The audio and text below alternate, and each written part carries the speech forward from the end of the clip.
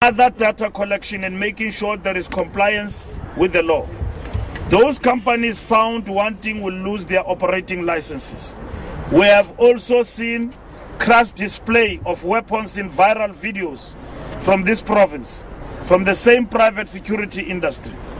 We have said these companies pose a danger to society and their strong regulation is required, hence the bill before the president to sign. This bill will go a long way in addressing many of the related challenges.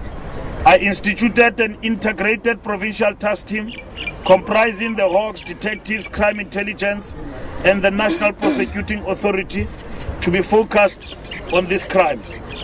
The plan entails preventative and stabilization deployments from Public Order Unit, TRT, Tactical Response, which I have reintroduced and will launch soon, National Intervention and Visible Policing. What is also important in the plan is enhanced community involvement. We cannot solve or stop a crime without community coming forward to keep us all safe. This plan is being implemented with success. Each of these crimes has a trigger man and the mastermind or the paymaster. Our focus must be equally on all, but more importantly on the paymaster. The strategic objective of our policing and investigation is to be intelligence-led. That is, we are now gathering and collecting information and other data for scientific analysis and then act. We are also deploying advanced technology to detect and link individuals who may have thought they will never be linkable. Our investigators are also operating on opposing bail vigorously on all cases. We have optimized our witness protection program. I encourage all our people who have valuable information not to fear. Police under my supervision will place candidates whose lives will be in genuine danger immediately into witness protection program. We must assist the public as a whole by coming forward with any information you may have. Many of these crimes of murder involve corruption and abuse of state resources.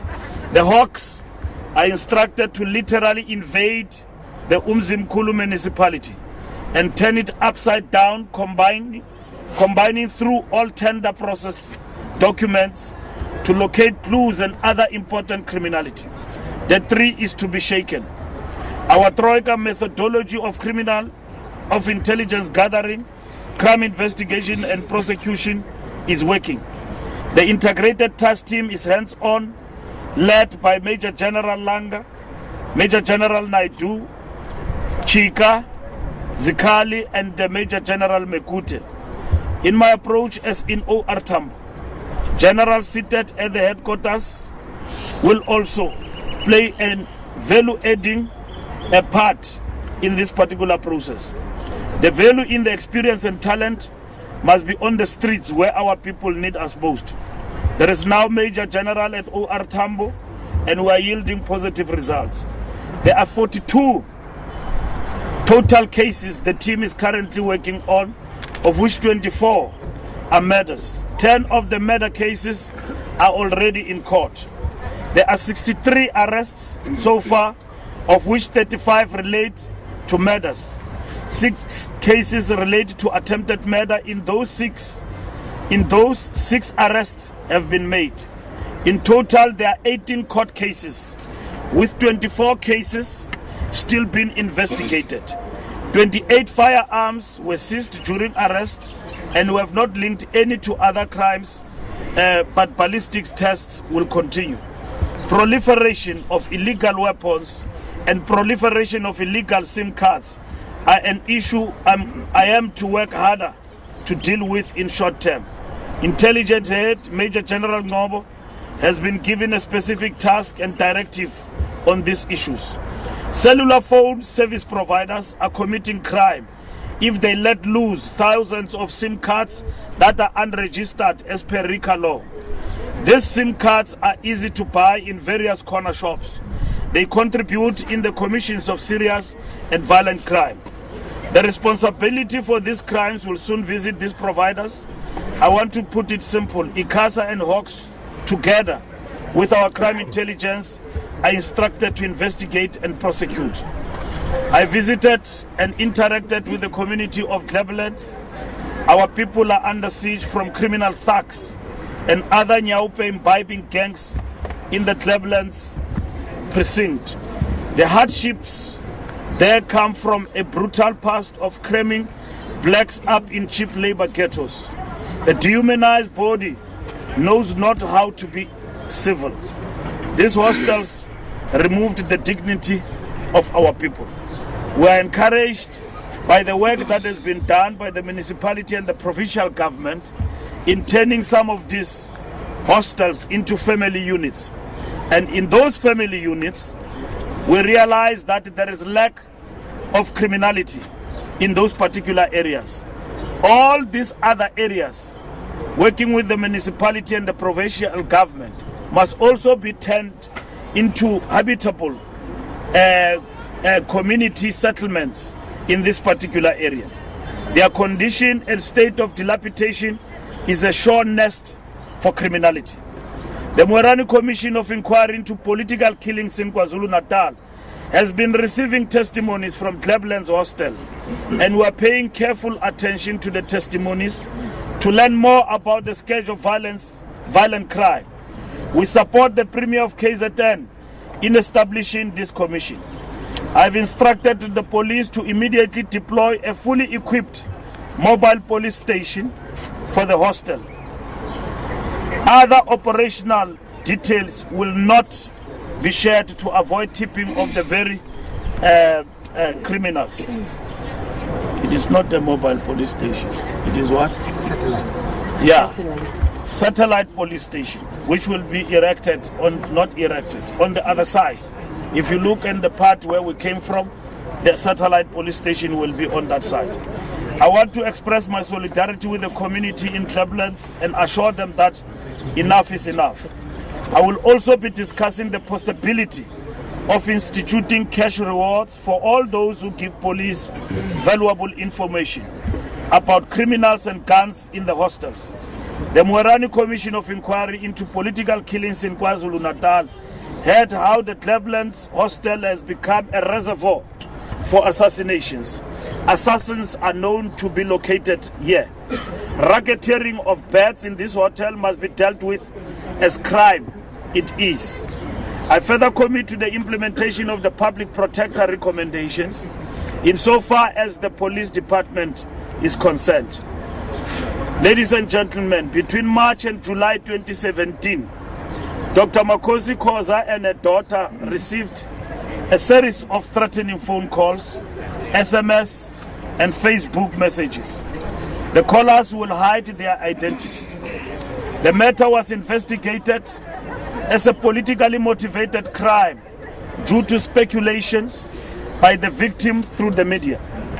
Investigation revealed that more than 15 unregistered SIM cards on different devices were utilized by the suspects in the commission of the threats to the victims.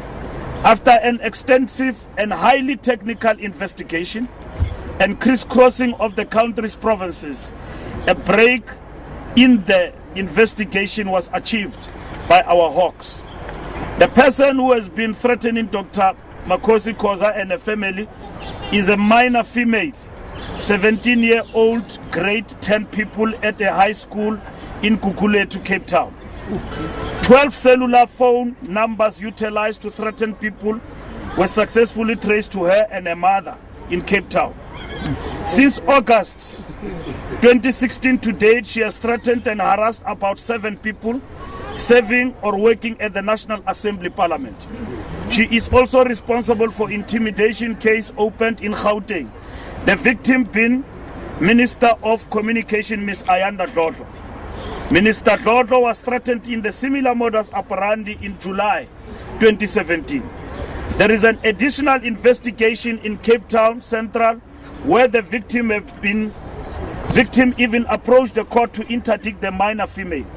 The following persons have been threatened in our body politics: Minister Ayanda Dlodlo, Minister Bathabile Dlamini, Deputy Minister Thandima Hambehlala, Dr. Makosi Khoza, Pelekwa Mfuyo, Xoliswa Salman, Bukelwa, Ntantiso, Nobuntu Kuze.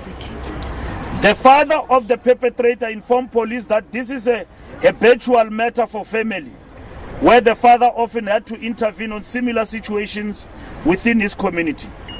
Investigation further revealed that in 2016, this minor was admitted at a place of safety at Elsis River, Cape Town, after writing to the Ministry of Social Development, alleging that a mother was selling her to the foreign nationals for sex and was also involved in drugs. Investigation included interviewing parents, social workers, occupational therapists from place of safety facility and victims of the same offender. Of great public interest is the question raised by a particular Dr. Khoza, who intimated that the threats on her life were as a result of ANC infighting or other. Dr. Khoza was not informing the South Africans the truth or facts on this particular matter. These threats came from a troubled minor child, and she was not the only person threatened this way. Dr. Khoza also periodically informed the public threats on her life, and during our threat assessment on her life, we could not identify the actionable threat. We know police and myself were publicly vilified, even after we had to act as a result of the instruction from the Speaker of the National Assembly. The threats to Dr. Khoza and others was therefore not emanating from the ANC or the like. The minor, who is a suspect in this matter, has some links with the Democratic Alliance. This is evident from information posted on social networks, but the police do not yet have any official proof of a Democratic Alliance membership, if any. The motive is unknown at this stage. There are no leads yet as to whether there is any manipulation or misuse of this minor by any person or entity. The investigation is continuing.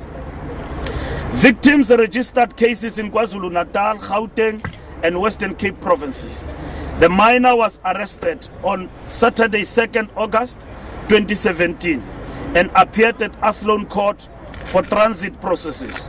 She was released on parental custody and remanded to appear in Gauteng. She was remanded in absentia to 22nd September 2017 because she is writing examinations. She has not been charged yet for Cape Town and KwaZulu-Natal incidents. Investigation is continuing, however. There is still no evidence or suspicion of collusion of the suspect with any entity or person at this stage. Prosecution success may be challenged as Dr. Makosi Khoza on 6 August 2017 refused to hand over her cell phone to the investigating team on the basis that, I quote, "You are working for the enemy," citing the Minister of Police and His Excellency the President. She told our senior investigator, hey, why am I shivering? She told our senior investigator that, I quote again, "I will only hand it over once there is a regime change."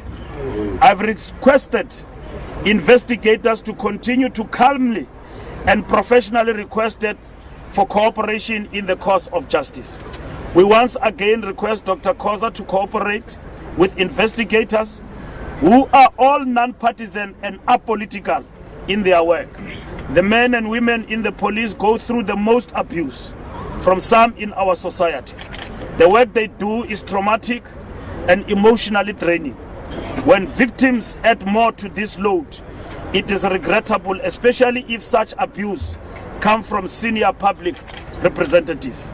We rely on our media to also accurately report on these matters for public benefit. So far, police have not found what Dr. Khoza has alleged to be the case on a matter of which, incidentally, other MPs also received the same or more alarming threats from the same perpetrator. Dr. Khoza was not threatened by anyone inside the ANC due to her work as an MP. This is a fact that we know today. Thank you very much. Thank you very much, Minister, for that comprehensive press statement. The Minister is flanked by the Mayor, the Deputy Mayor, as well as the Acting National Commissioner. So, ladies and gentlemen, we'll take questions from you. The first round, can I sit down? Just say where you come from, and then let's proceed as that. So it's yourself, it's 1, 2, so the two of you, okay. I'm Jason Tath here from ENCA. My first question is, after speaking to residents this morning, I spoke to 2 residents outside here, and they felt that another walkabout wasn't going to achieve anything because they've seen several in the past, from the public protector to local provincial MECs and so on. Why are you convinced that your presence here today is going to be any different to the other officials that have come here? That's the first thing. And the second thing is, you spoke about private security companies. So in relation to the case or that video that we've seen recently with the security guards of the eThekwini Regional Secretary, what has happened on that front in terms of the investigation? I'm going to allow General Mothiba to answer the question of partly the security the video. But just to explain on that part, we have activated SIRA to actually intervene, and in terms of their mandate to look at the license of that security company. And that goes for all security companies here that possess dangerous automatic rifles like AK-47. Because in my own register, I don't see why will security companies be allowed to own AK-47s. And those licenses, where they've been given, must be withdrawn. We can't allow security companies to own AK-47s. So action has been taken with regard to those guards who were gun-toting and almost acting like the so-called Izinkabi. So we have intervened with regard to that. What will change? There is nothing that will actually say nothing will change. What will change is because we come here with a commitment, interacting with the residents, but acting equally. From the point of view of the police, we have interacted and we know what we need to do to beef up security in this particular area. Like I said, what will be the difference is that there will be a satellite police station right down here in this particular area. Very soon that police station will be operational with extra manpower that is going to police this particular area. But over and above that, we in the police, we have activated our own back to basics intervention methods. The OCC is fully operational in this particular area to work with communities. It is not a once-off event. It is a process working with communities and in partnership with them. But equally, you would have seen that these hostels need to be broken down. Some of them are dilapidated and they are a nest for criminality. So that is why I'm with the mayor, and the mayor will also speak on that. What do we intend to do with the hostels? You will see the hostels that have been turned into family units. There is absolutely normal life there. Criminals are hiding in these hostels because this is a nest for criminality. We must break it down and we must create new family units so that we know who stays here. As long as we don't know who stays here and this place look like that, it is, I mean, a flat in Johannesburg that are unoccupied. This place will continue to be a nest of Izinkabi and criminality, because the people who are staying here, they are staying illegally. Now, everybody must be registered, but we must assist the majority of the community here to stay in a habitable, human settlement. So we're not coming here for easy victories. We are here to inspire the nation. We are here to solidarize with the people of Glebelands to say, we are not putting a blind eye to your challenges of security. We are here to intervene and to beef it up. We came here in KwaZulu-Natal with the top management of the police, led by Lieutenant General Mothiba, together with the police Balanaidu here in KwaZulu-Natal. We started in Mzimkhulu, and you will see in our efforts in relation to the so-called matters in Natal, we are sharpening, we are sharpening our approach and intensifying our human capacity on the ground, because we can no longer take it for granted the question of the political killings and the murders that are happening here. And we've got a very solid plan that we're rolling out and we're intensifying. We realized that some of the things we can resolve. At the heart of all of these things, it is corruption and power politics that is taking place. And we are going to nip it in the bud. And those who are perpetrating these acts, they must know we are not only interested to those that we have commissioned to shoot. We want the real planners of these killings. And we are hot on, on tracing them. Our communities are impatient. And we equally take that to heart in relation to what needs to happen here in KwaZulu-Natal. Thank you very much, Minister. Next. Yeah? Oh, General Mothiba, I forgot. Okay. Yeah. Thanks, Minister. I think that the main question in the minds of many of us is, how did it come that these people are in possession of the firearms? And it also calls upon all law-abiding South Africans to work closely with the South African Police Service, because I don't believe that it is the first time that those two were handling the firearms in that way. And we want to call upon the communities. Anyone handling firearms in that reckless manner must be reported to the South African Police Service. The matter is being investigated from two fronts. Firstly, we have confiscated the firearms and they've been sent for ballistics. And we are hoping to get the results as soon as possible so that we can see whether we can link these firearms with specific crimes. Secondly, we are also going to have an inquiry to inquire on the fitness of these people to hold firearms. I don't want to pronounce myself on that. There must be a tribunal appointed which will determine whether they are fit to hold, to be in possession of a firearm, and that will happen as soon as possible. I thank you, Minister. Thank you very much.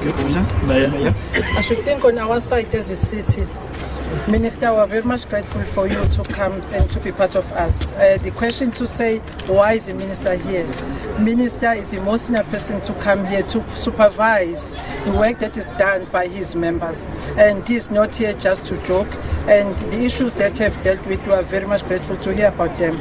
On the side of the city, on the side of housing, right now we do have a service provider who is dealing with social matters within Glebelands. The people of Glebelands know him. As the city, we've hired him, and also the second one, we're having a service provider who will make sure that maintenance of these other houses is being done, and those that need to be demolished is going to happen. And also the issue of employment, because most of the people in Glebelands are coming from all over. They don't have jobs. Now, whilst the service provider is going to be doing its work, he will make sure, the brief is, he will make sure that people of Glebelands are the ones who are going to be benefiting out of what's going to be happening. Thank you very much, Mayor. Minister Fikile Mbalula from AN7, I followed the Parliamentary Portfolio Committee while they were here in KwaZulu-Natal. They made some observations. Firstly, I think, start with the Moirana Commission. We know that there were witnesses who testified about corruption that's happening in Umlazi Police Station, linking it to Glebelands Hostel. Do you have any comment on that? And also, General Mothiba, you were slammed for not attending to the Parliamentary Committee while they were here in KwaZulu-Natal, saying that there is a lot that needs to be done here in KwaZulu-Natal, and yet you were nowhere to be seen as the senior person. You're supposed to be here to address those issues. Do you have any comment on that? Okay. I don't know what you want me to say, but I can assure you that we are responding exactly to what the Parliamentary Committee did by coming to this particular place, and we are responding with our police to the challenges that were faced here, and to what they've actually identified, and what the community will appreciate is that we are upping our ante by bringing more police to this particular area and bringing policing closer to the people. So we're going to have and will open a satellite police station that will be fully operational just across, so that we're able to deal with policy. It's a challenge ongoing, which will be intervening. But we have set ourselves targets to ensure that we are able to bring matters to the ground in relation to the people who live here. Like the mayor said, the bigger challenge is what do we do with this area in relation to human settlement. So if you are able to register everybody who lives here, because everybody comes from all over, they're looking for greener pastures. So we must break it down and ensure that in the long term, everybody who lives here, there is a family unit and they are registered. And those who don't belong here, we isolate them. We can never have another pele chilies here.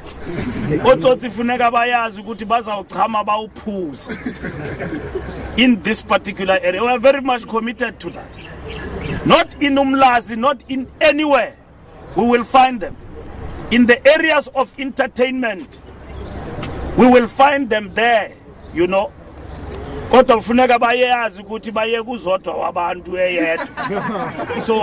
we will find them and we will be amongst them and we will prosecute them and bring them to book. We know they commit crimes in Johannesburg and Rania and KwaZulu-Natal. We will smoke them out. And that the rule of law and rule of law will prevail. And that's what is going to happen. So we are not here for a movie. We are here to explain to them that we are not only coming, but we are going to disrupt them. Criminals must never have a good time. We must disrupt them. And those who are basically tormenting society and the police with heavy artillery of armament, we are not promoting violence, but we can assure them when we are prepared to retaliate and to deal with them in the context of the law, there shall not only be blood, the rule of law will prevail. And that is what is going to happen. General? Minister, I'm hoping that coming here to Cleveland, especially the media and South Africans will realize the special challenges facing the South African policy in policing an area like Cleveland. It's not easy here. And the media minister have explained why in those family units crime is almost non-existent. And yet when you go to the outer sides, you see the conditions of these hostels. And you can see that there are deep-rooted socio-economic factors that are at play. But the South African Police Service is doing its utmost best. We're working closely, as the minister have said, with the municipality, with the provincial government and other stakeholders. And we really want to thank them. And we are going to throw everything at the criminals, as the minister have mentioned. The arrest that has been made, there are those cases that are at court as well. In terms of the comment of the portfolio committee chairperson, I want to say that I've spoken with the chairperson and that matter is finalized. And whatever made me not to be here, we spoke about it and it's a matter of the past. It's finalized. Yeah, so Commissioner, what I want to know. Sorry? And you are? Okay, this point from African newspaper. Okay, yes, please. Okay, so what I wanted to know from the commissioner is that, okay, those guys that were toting the AK, especially AK, where is he now? Well, is he been arrested? No, we have not arrested them. The AK man? Yes, no, we are busy investigating. We have confiscated the firearms. We have sent them for ballistics. We are busy investigating because we don't have any specific crime now to charge them for. So we are busy investigating. Those firearms are licensed to the security company. As the minister has said, there's a special team that is investigating that particular security company, not only with those firearms that we have confiscated, but with the whole firearms in the possession of that particular security company. So Commissioner, the AK is a legal firearm, you know. So the man in possession of an AK, so it's still outside. The one with an AK-47. All those firearms, I'm repeating. The man? All those firearms, listen to me. Okay. all those firearms are licensed to that particular security company, not to those two guys. The possession, anyway. Yes, the possession. Yes. But that is part of an investigation to say how did it happen that that particular AK-47 is licensed to that particular security company. It is licensed to them, but we are investigating all the circumstances surrounding that, and the ballistic test as well will tell us whether we can link them with any specific crimes. Yeah, I understand, that you raised the issue about AK-47. That is the question. How does security companies possess AK-47, and why will they be given the license to possess security company? And General is answering it quite correctly, that among others we have multiplied with SIRA to look at the license of that security company. So in relation to the outcome of the ballistic test, if arrests have to be made, they will be made. And because they are given the firearms by the security company that they are working for. And the question that lingers on is, why was that security company given a license for AK-47, automatic rifle, Kalashnikov? Because Kalashnikov is a machine, and therefore it cannot be given at random to everybody for licensing. It means there is something wrong, there is corruption again there in these security companies. Gun-toting security people can never do that. They almost look like killers, those boys, right? But we're on their tracks. They are not going to survive. We're on their tracks. Ballistic tests have been made, and should any other thing be linked to them, if anybody knows of anything about those boys, you must tell the police, come with the information forward. We will nail them. It will not take a day. They are very weak. They are cowards. They play with guns. Real security people don't play with guns. Guns are not toys. Guns are not toys. Guns are there to protect the human person that you are protecting, not to play around with guns. And it is not something that happened last week.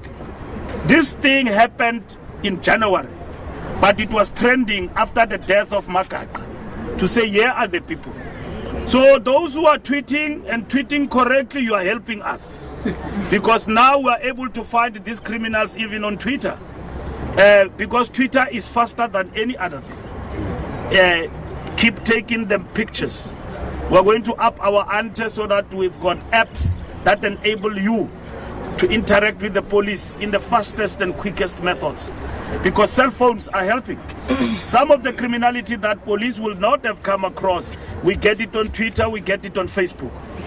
Look at the KFC people who actually beat up people.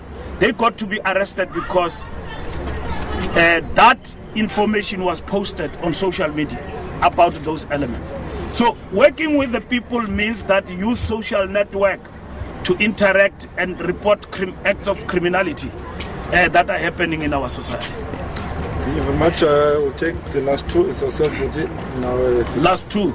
Yes. Okay. Ngiyabulisa kakhulu Minister. Ngibulela kakhulu futhi ufika kakhulu ngomunye umhlalo lapha. Yeah, ngubani wena Mthekazi? Ngithemba lakhe kwakwambo. Yeah. I'm from Eastern Cape. Uyintatheli? No. Ngawumeke Mthekazi wena ufuna thini? Basithetha nentatheli. Yes. Just two questions. The first one relating to the satellite police station. The portfolio committee mentioned 2 months ago that it would be happening. The timeline is specifically when it will be up and running. And then the second one, you mentioned a number of high-profile people that have been threatened by this man in Ipopulato. Is Dr. Nkosazana Dlamini-Zuma one of those people that was threatened? She has presidential protection. So are the threats still ongoing, or is it? No, Nkosazana Dlamini-Zuma threat has actually been explained, and so it is. She's not enjoying presidential protection. She's enjoying protection, and we offered that protection to Makosi Khoza. She rejected that. You know that. So we have actually now concluded on her investigation, but the threat on her will continue. You know, for whatever claims that people make, police follow them up. So there is no question about the political police force. The police force must protect everybody. Now, when we pick up the threat, indeed, that there is a threat on Makosi Khoza, we acted. And and then we were debarred from acting. And now it has come out that the people who were threatening her is a minor, 17-year-old female in Cape Town. And she was doing all that rigmarole around a number of people. So there is nobody who gets threatened that we don't service. And if the threat is at the level where we can determine indeed it does exist, we protect. That's what we do. And it has been happening with different political figures. We protect many people. Ukala Moshenge, protect. We don't say he's a leader of the opposition, he did not win election. He's our father, we protect him, and at the same time, that's what we do. Julius Malema, we used to protect him when there was a threat against him. Now he's in parliament, he's got a political party, he can protect himself. But if there is any threat, we protect people. So, Nkosazana Dlamini Zuma, there is a threat, we protect. Ayanda Dlodlo, Deputy Minister, there is a threat, we then up, the backup in relation to that. So, you must be rest assured that police will protect anybody. So, Lima Paila, there is a threat, we analyze, and then we attend to it. You see? So, there is no point where we say we don't intervene because of the politics in the ruling party. The Minister of Police and the General of Police don't handle South Africans on the basis of political, that we see, no, this one is on the opposition. We shouldn't do that. The police must be able to protect everybody. Now, if there is a real threat against Dr. Makosi Khoza, that's what we did. And the claims that she made and all of that, we follow them to the latter. Because to us, it's not a minor thing that somebody is threatened for life and then can be killed. And then we put a blunt eye to that. We don't do that. And then what is the... That's what our police station is, the timeline is to when... Timeline? Bala? Thank you very much. We're in the process of finalizing the infrastructure. As soon as the water and lights are in, within 7 days, we can put in our resources. So the resources have been identified, they're there. We're just waiting for the infrastructure to be put in. Once that's done, it'll be up and running. Thank you very much, General. That's the last question. Jared Sproin from East Coast Radio. I just wanted to know, with regards to these satellite stations, obviously there'll be a lot more manpower in the hostel itself, but is it fair to say now that the services will be dealing or handling fire with fire? No, it's not handling fire with fire. It's an approach that is designed, which we have the capacity. We have the tactical capacity to respond, to handle fire with fire, where criminals are actually using the firepower to destabilize the police. So not only to destabilize them, but actually to attack the police. Nobody has got the right to attack the South African Police Service, whether on duty or off. And the society must know that we must protect the law. When you see these men and women in blue in their uniform, that is the law. So if ever you want to deal with the police and you want to attack them, you know that you attack the state. And that is what you must expect. But for those who are criminals, who basically are gun-toting, and not only gun-toting, but they shoot, they steal, they do that, they will meet the South African police in terms of the defense of the innocent. And that is what is going to happen. So it's not a question of police using their firing power in a misdirected way. It is to maintain law and order, and that is what is important. Thank you very much, Minister, Mayor, General. Ladies and gentlemen, that's an end of it. So we're done. Just 2 questions. It's the same question. Yes, the same question for both of us. Yeah, it was just on a different issue, so we left it until different issue, that's why we didn't ask her. Okay, last. Yes, just 2. Just us. Yes. Yes, ask only. Okay, sure. Fast. Can I go? Yeah, I can go. Okay. Minister, sorry, it's just on behalf of a colleague of mine in Cape Town. Just a reaction to the theft of firearms from Bellville South and Mitchell's Plain police stations. These look like inside jobs. What is the SAPS doing about it? And what is the SAPS's plan to deal with the illegal distribution of firearms, often police-issued firearms, among gangs on the Cape Flats? Yes, no, it's the same question. It's the same question. That particular matter is being investigated. There are suspension notices that has been issued against the management of the station, including those that are dealing with what we call the SAP13 and the firearm safes. As you know that we have taken a zero tolerance on the illegal laws, the illegal handling of subs firearms. Our own Colonel Prinsloo is busy serving a very, very long sentence. And those that have made themselves guilty of this are going to face the full might of the law. And we want to call upon the communities, especially in Cape Town, in the Western Cape, that if there's any information on the whereabouts of these firearms, they must call our toll-free number 0800 10111 or the 10111 number, or report to the nearest police station, because we want those firearms back as soon as possible to prevent them being used for illegal means. Thank you. Thank you very much, Commissioner. That's a great weekend, guys. It's done. Stella, the shots on the corridors, people didn't get one, because we need to see the walls, it was not walking on the road. So Stella Tingababa Street is just walking on the corridor with her. So hey, she knows about